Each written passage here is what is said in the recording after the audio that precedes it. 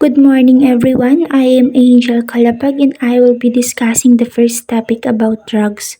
The first one is angiotensin converting enzyme or ACE inhibitor, a drug that lowers blood pressure by blocking the formation of angiotensin 2, a substance that normally acts to increase blood pressure, or a medicine that helps relax the veins and arteries to lower blood pressure. ACE inhibitors prevent an enzyme in the body from making angiotensin 2, a substance that narrows blood vessels. ACE inhibitors are used to prevent, treat, or improve symptoms in conditions such as high blood pressure, also called hypertension, coronary artery disease, heart failure, diabetes, certain chronic kidney disease, heart attack, or migraines. The second one is angiotensin receptor blocker or ARB, a drug that blocks tissue's receptor for angiotensin 2, angiotensin 2 receptors antagonist, or it is used to treat high blood pressure and heart failure. They are also used for chronic kidney disease and prescribed following a heart attack. They include irbesartan, valsartan, losartan, and candesartan. If the name of a medicine ends in sartan, it is an ARB. If you are asking what are ARB and how do they work, ARB reduces the action of the hormone angiotensin 2. This hormone has a powerful constricting effect on the blood vessels, increasing blood pressure. Angiotensin 2 also stimulates salt and water retention in the body, which further increase blood pressure. ARB work by blocking receptors that hormone acts on, especially AT1 receptors, which are found in the heart, blood vessels, and kidneys. Blocking the action of angiotensin 2 helps to lower blood pressure and prevent damage to the heart and kidneys. Antiarrhythmic agent, a drug that regulates the rate and rhythm of the heartbeat, or it may be prescribed if you have a tachycardia or fast heart rate or premature or extra heartbeats. These medication work to correct the rhythm of your heart. They restore a normal heart rhythm by changing the electrical current that makes your heart beat. Beta adrenergic blocking agent, drugs that decrease the rate and strength of heart contractions. Beta blockers are medicines that lower blood pressure. They also may be called beta adrenergic blocking agents. The medicine block the effect of the hormone epinephrine, also known as adrenaline. Beta blockers cause the heart to beat more slowly and with less force. This lowers blood pressure. Beta blockers also help widen veins and arteries to improve blood flow. Calcium channel blocker, drugs that control the rate and force of heart contraction by regulating calcium entrance into the cells. These medicines lower blood pressure and treat other conditions such as chest pain and an irregular heartbeat. Calcium channel blocker are medicine used to lower blood pressure. They stop calcium from entering the cells of the heart and arteries. Calcium causes the heart and arteries to squeeze more strongly. By blocking calcium, calcium channel blocker allow blood vessels to relax and open. When calcium channel blocker are used, in addition, it is used to treat high blood pressure. Calcium channel blocker may be prescribed to prevent, treat, or improve symptoms of condition such as coronary artery disease, chest pain called angina, irregular heartbeats also called arrhythmia, blood vessels conditions such as Raynaud's disease. Digitalis, a drug that slows and strengthens muscle contraction, or it is used to treat congestive heart failure or CHF and heart rhythm problems. Digitalis can increase blood flow throughout your body and reduce swelling in your hands and ankles. Diuretic, drugs that eliminates fluids by increasing the kidney's output of urine. Lowered blood volume decreases the heart's workload. Diuretic, also known as water pills. This drug help your kidneys get rid of extra water and salt from your body through your urine because you have less total fluid in your blood vessels, like a garden hose does not turn on all the way. The pressure inside will be lower. This also make it easier for your heart to pump. Good morning, everyone. Good morning, sir. I'm Michaela A. Calweng. So, here are the another drugs or medication for the cardiovascular.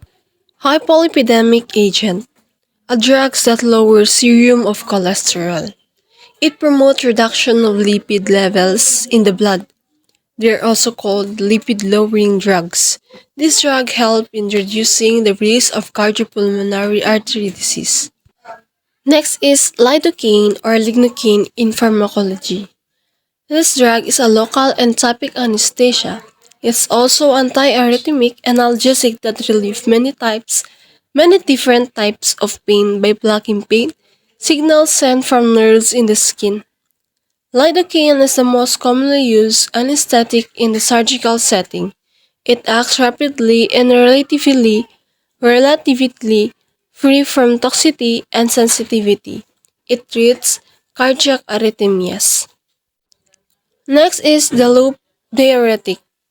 Loop diuretic is a drug increases urine output by inhibiting electrolytes absorption in the kidney or the nephrons. It acts on the NA-KCl co-transporter along the thick ascending limb of the loop of Henle in the nephrons of the kidneys. It primarily used in medicine to treat hypertension and edema, often due to congestive heart failure or chronic kidney disease. Nitroglycerin, a drug used to treat angina pectoris to dilate coronary vessels. Commonly used na gamot ito para sa mga taong nakaranas ng sakit sa dibdib or the angina pectoris, also known as a chest pain or discomfort that occurs when part of your heart muscle does not get enough oxygen or the rich blood. Kumbaga, nagiging stagnant yung pagdaloy ng dugo sa ating heart muscle. That's why nararanasan natin tong chest pain or discomfort. So, take this medicine as well. Another one is statins, a drugs that act to lower lipids in the blood. The drug names end with statin, such as lovastatin, pravastatin, and atorvastatin, is also known as HMG-CoA. It reductase inhibitors. This medicine is used to lower your cholesterol. Next is streptokinase, an enzyme used to dissolve blood clots that have formed in the blood vessels. This medicine may also use to treat blood clots in the lungs and legs, lalo sa mga taong nagka-heart attack. They use this medicine to improve their survival. Next is tissue plasminogen activator, or TPA, a drug that also used to dissolve blood clots.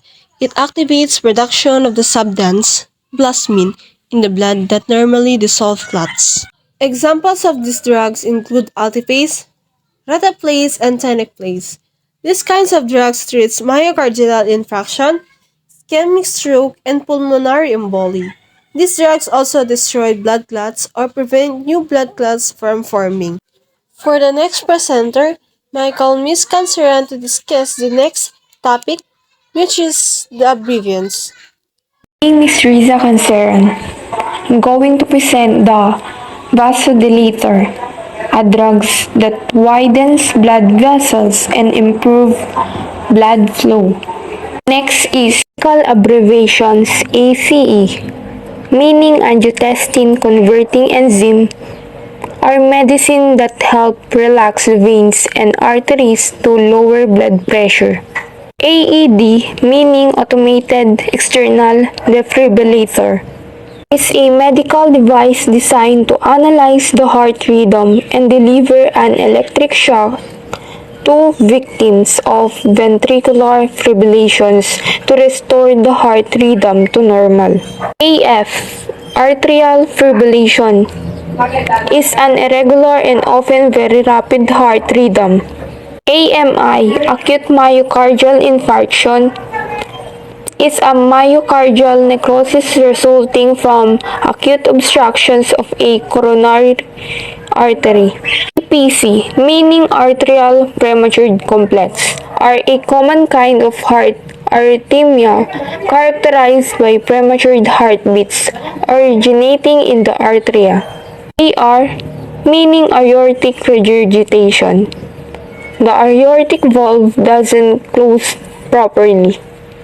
ARB, angiotensin receptor blocker, are used to treat high blood pressure and heart failure. I am Anas EJ Marikpida now, and I will present the definition of these different abbreviations. So, we have AS, meaning aortic stenosis and arteriosclerosis.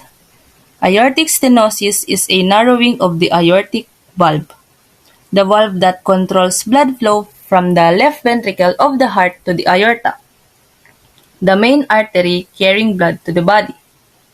The arteriosclerosis is a hardening and narrowing of the arteries due to the buildup of fatty deposits called plaques. These plaques can restrict blood flow and even completely block the artery. After AS, we have ASCVD, or D, arteriosclerotic cardiovascular disease. Arteriosclerotic cardiovascular disease is a broad term encompassing a group of conditions caused by atherosclerosis, the build-up of fatty deposits or plaques in the walls of arteries. This build-up narrows the arteries, restricting blood flow to organs and tissues throughout the body. After ASCVD, we have ASD, or the atrial septal defect. Atrial septal defect is a common type of birth defect where a hole exists in septum, the wall separating the upper chambers or the atria of the heart. This allows blood to flow abnormally between the chambers, potentially affecting its proper functioning. Moving on, we have ASD, meaning arteriosclerotic heart disease. Arteriosclerotic heart disease, also known as coronary artery disease or CAD, is a serious condition that develops when arteries supplying blood to the heart become narrowed and hardened to the buildup of fatty deposits called plaques. I would like to move on to AT. AT meaning atrial tachycardia. Atrial tachycardia is a type of abnormal heart rhythm in which the upper chambers of the heart or the atria beats too fast. A normal resting heart rate for adults is between 60 to 100 beats per minute. In atrial tachycardia, the heart rate can reach 100 to 250 beats per minute and even sometimes higher. After that, we have AV, meaning atrioventricular, refers to the connection between the upper chambers of the heart called atria. The lower chambers are called ventricles. This connection is crucial for the proper flow of blood through the heart and throughout the body. There are two types of atrioventricular valves: the mitral valve on the left side and the tricuspid valve on the right side. These valves act as one-way gates, allowing blood to flow back from the atria to the ventricles, but preventing it from flowing back up. Turning to BBB, or the bundle branch block.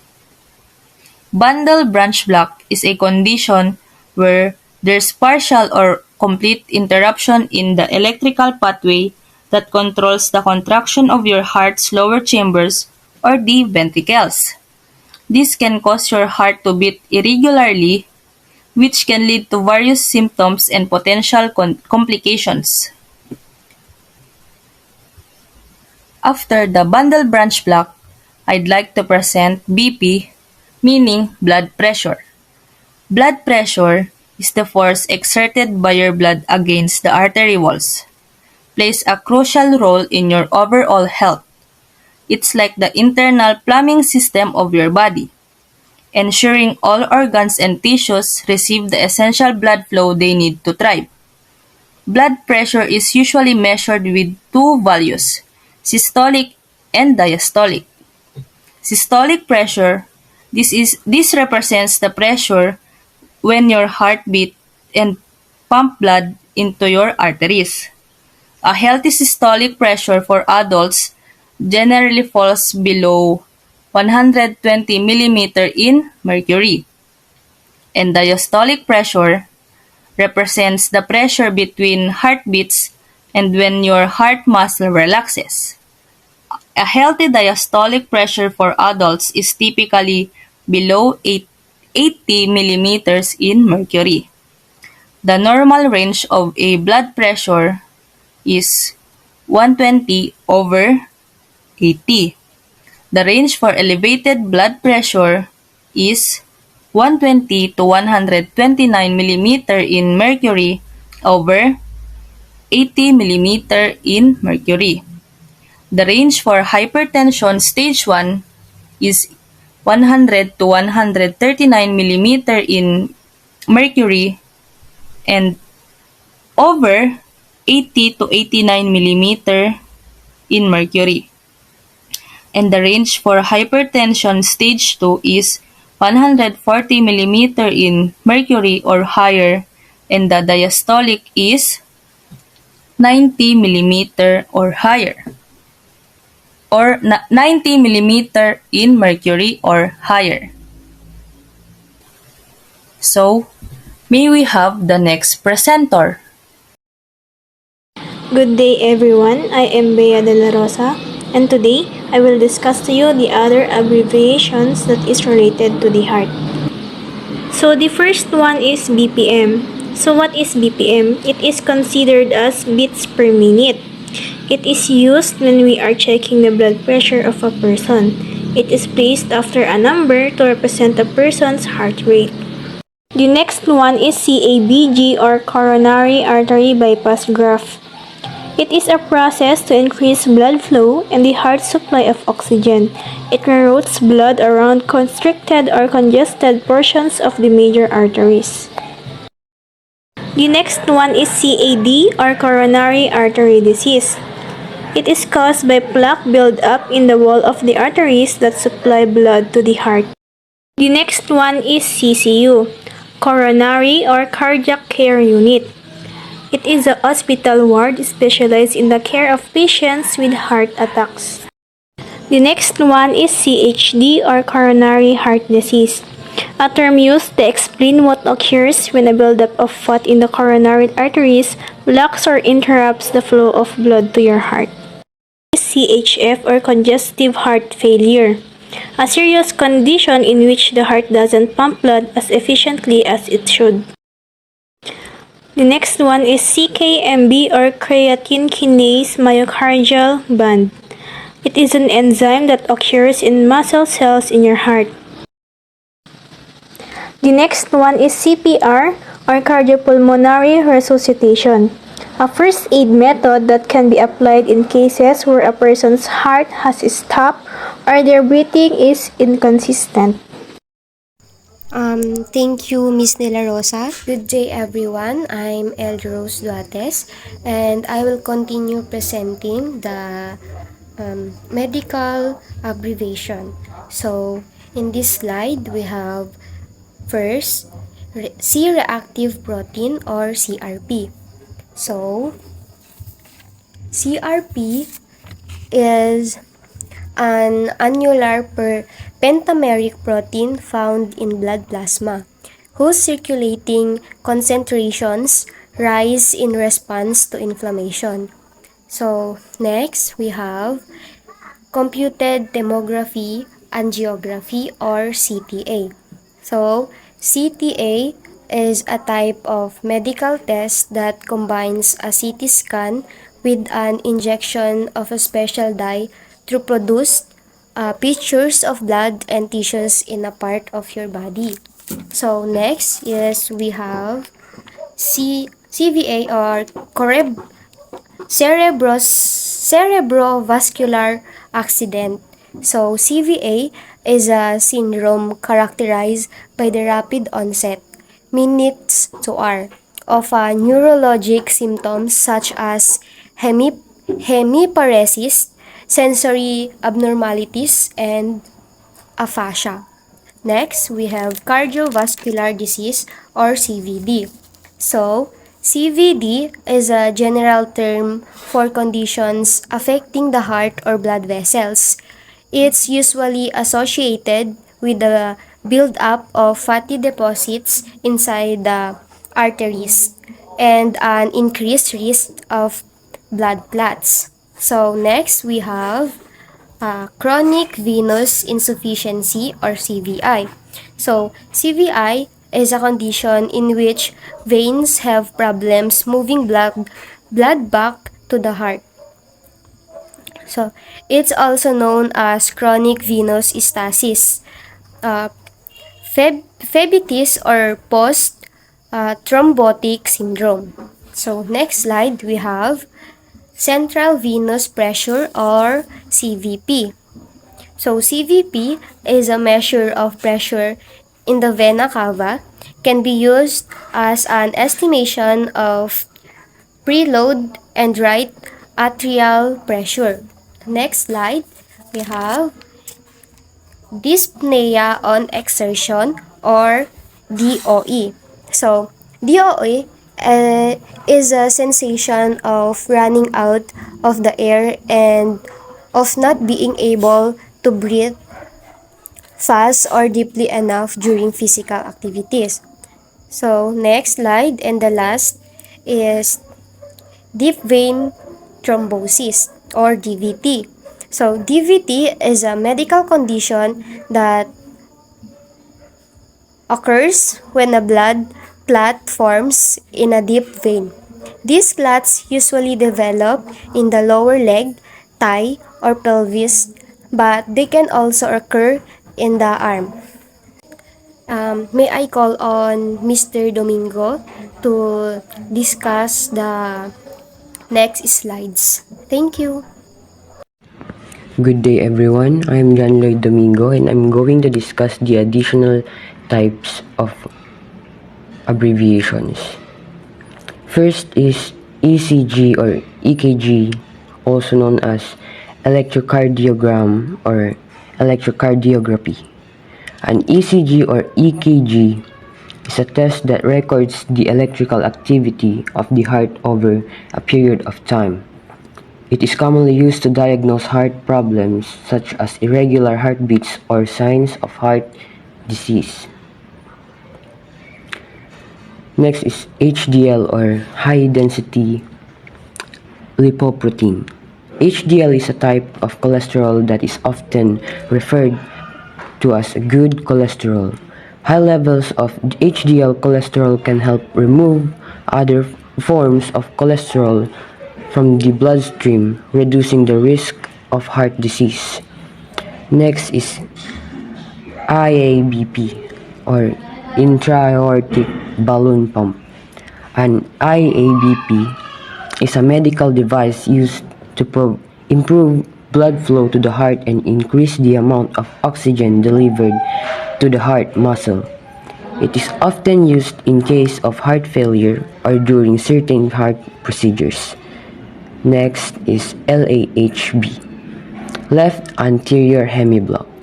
LAHB refers to a blockage or delay in the electrical signals in the left anterior part of the heart. It can be detected on an ECG and may be an indication of an underlying heart condition.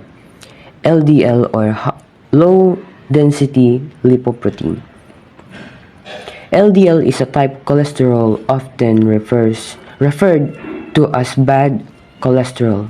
High levels of LDH cholesterol can contribute to the buildup of plaque in the arteries, increasing the risk of heart disease. LV or left ventricle. The left ventricle is one of the four chambers of the heart. It is responsible for pumping oxygenated blood to the rest of the body. Next is LVAD, or left ventricular assist device. An LVAD is a mechanical pump implanted in patients with severe heart failure to assist the left ventricle in pumping blood throughout the body. And last is LVEDP, meaning left ventricle end diastolic pressure. LVEDP is the pressure within the left ventricle of the heart at the end of its relaxation phase systole. It is an important parameter in assisting cardiac function. That's all. May I call the next presenter, please? I am Aline Ferraro and I will be discussing the other abbreviations. So LVH stands for left ventricular hypertrophy. Left ventricular hypertrophy is thickening of the walls of the lower left heart chamber. During left ventricular hypertrophy, the thickened heart wall can become stiff, blood pressure in the heart increases, and the changes make it harder for the heart to effectively pump blood. Eventually, the heart may fail to pump with as much as force needed. The next one is the MI, which stands for myocardial infarction. A myocardial infarction, or commonly called a heart attack, is an extremely dangerous condition that happens because of a lack of blood flow to your heart muscle. The lack of blood flow can occur because of many different factors, but it is usually related to a blockage in one or more of your heart's arteries. Without blood flow, the affected heart muscle will begin to die. If blood flow is not restored quickly, a heart attack can cause permanent heart damage and death. The next one is the mmHg. mmHg stands for millimeters of mercury. It is a measurement used to record blood pressure. Next is the MR. MR stands for mitral regurgitation. Mitral regurgitation, or also known as mitral valve regurgitation, is a heart valve condition in which the flaps of the mitral valve do not close properly, causing a backward flow of blood back to the heart. The flaps of the mitral valve, are also called valve leaflets, control the flow of blood from the left atrium to the left ventricle through the valve. If not closed tightly enough, or if the valve size and shape are altered, blood may leak in the wrong direction. This leak is also referred to as mitral regurgitation or mitral valve insufficiency and is the most common form of heart valve disease. The next one is the MS. MS stands for mitral stenosis. Mitral stenosis is a narrowing or blockage of the mitral valve inside your heart. Over time, this condition can cause heart rhythm problems and higher risk of stroke. It may lead to heart failure and death. The next one is the MUGA scan. MUGA scan stands for Multi-Gated Acquisition Scan. Multi-gated acquisition scan is an imaging test to evaluate how your heart pumps blood. It uses an injection of a substance called a radionuclide and a specialized camera. As the radionuclide travels through your blood, your healthcare provider takes pictures of your heart. A MUGA scan measures how your heart muscle contracts and relaxes while you rest or exercise. Next is the MVP. MVP stands for mitral valve prolapse. Mitral valve prolapse is also known as Barlow syndrome. It is a type of heart valve disease in which the flaps of the mitral valve become enlarged or stretched. These enlarged flaps bulge into the left atrium as the heart contracts with each heartbeat. And the last that I will discuss is the MVR. MVR stands for mitral valve replacement. An open mitral valve replacement is a surgery to replace a poorly working mitral valve with an artificial valve. This will ensure that blood can flow into the left ventricle and then flow out to the body normally without putting extra stress on the heart. Good day, everyone. I am Hendrix Angelo B. Fuerte, and I will be discussing the last 7 words of abbreviations in cardiovascular system. First is the PMI, or the point of maximal impulse.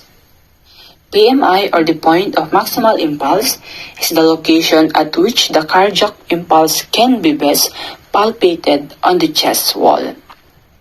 Often, it is in the fifth intercostal space at the mid-clavicular line. Unfortunately, we are not in a face-to-face reporting, so I can't describe or I can't show you to where PMI can be located in our body. So second is the PSVT, or paroxysmal supraventricular tachycardia. When we hear tachycardia, it is where our heart is beating much faster than the normal heartbeat. So PSVT is a narrow complex tachycardia. When we say narrow complex tachycardia, it is the cardiac rhythms with a ventricular rate of more than 100 beats per minute and QRS complex width of less than 0.12 seconds. PSVT is often due to different re-entry circuits in our heart.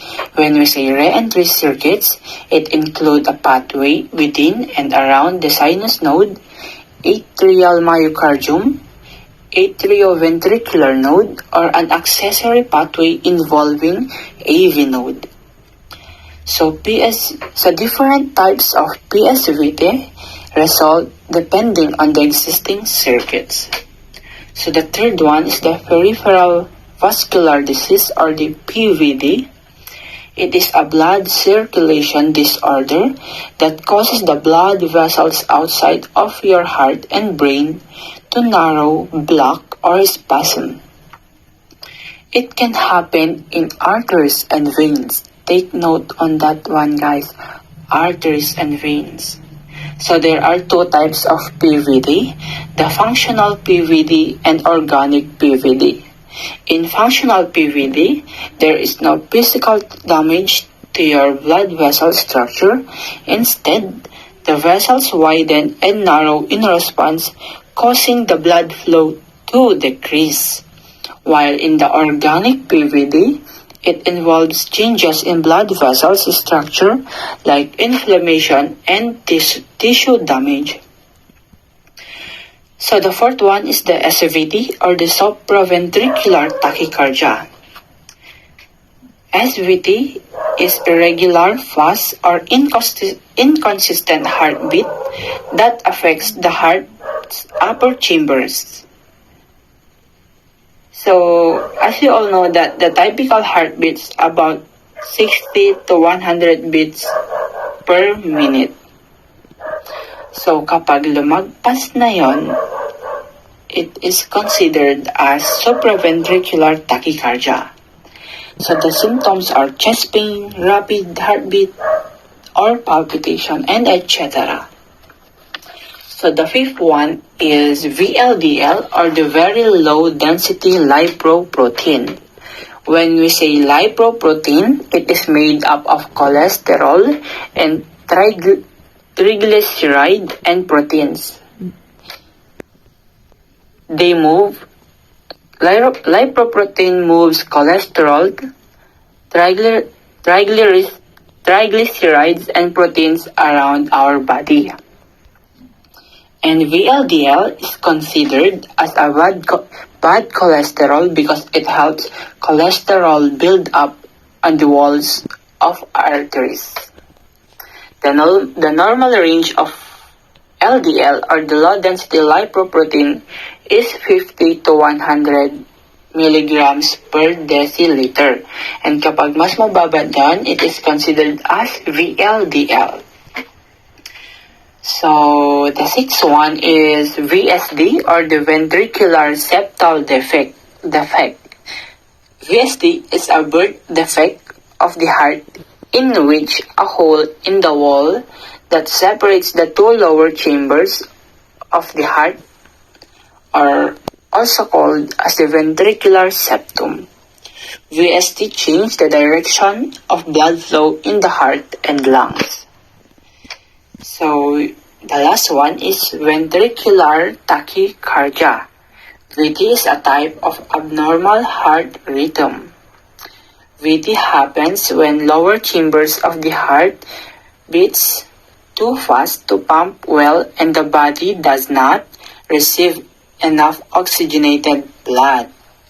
So the symptoms of ventricular tachycardia are the palpitation, chest pain, and dizziness. So that's all guys for the abbreviations for cardiovascular system. I hope you guys learned to our group about what we discussed and thank you. God bless to all.